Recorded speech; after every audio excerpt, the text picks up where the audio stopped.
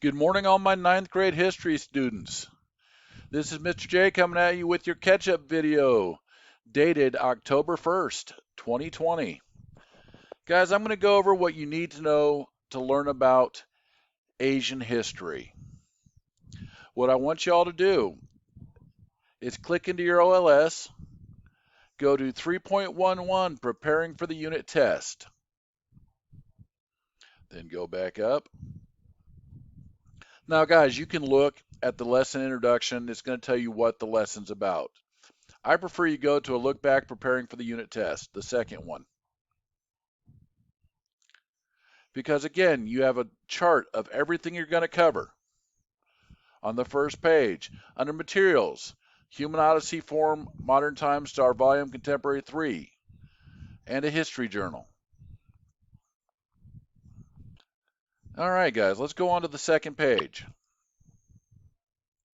All right, guys, we're talking about a timeline of Japan. Different events happening here.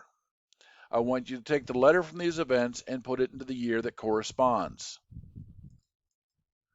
Now, guys, ladies and gentlemen, if you're not sure, go back and read from the text. Compare and contrast Japan and China. Guys, this was one of our big assignments for this page. This should be fairly easy to do.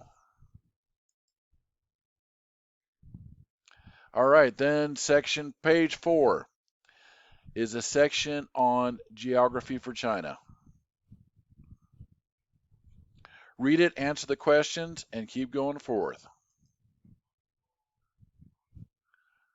Okay, then page 5 is about landforms, still going with the geography section. All right. Now remember, we've been talking about imperializing and the fact that different nations control different parts of the world. Take a look at the map right now, folks. Mr. Jekyll's going to do this one with you, page 6 of 7. What nation controlled the territory shown on the map? Well, let's take a look at it. You've got Canada, India, and Australia. Well, that tells Mr. J right away it's Great Britain. I'm correct. Okay, look at these.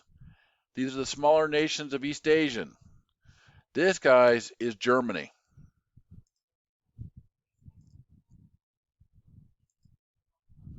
All right, now we have Vietnam, Madagascar, and parts of North Africa.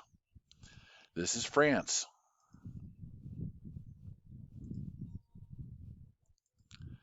All right, now we only have the Philippines right here. Well, the Philippines is easy, guys. That's the United States.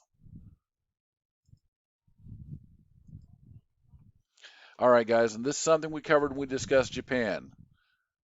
North China, Korea. This is Japan. And that is correct. All right, guys, after that, we have a series of flashcards which tell you basic facts about this. Let's look at the first one. The real reason Japan became an imperial power in the late 19th century and early 20th century is that it had a desire to spread its religions throughout East Asia. No. Increase its wealth, power, and prestige and security.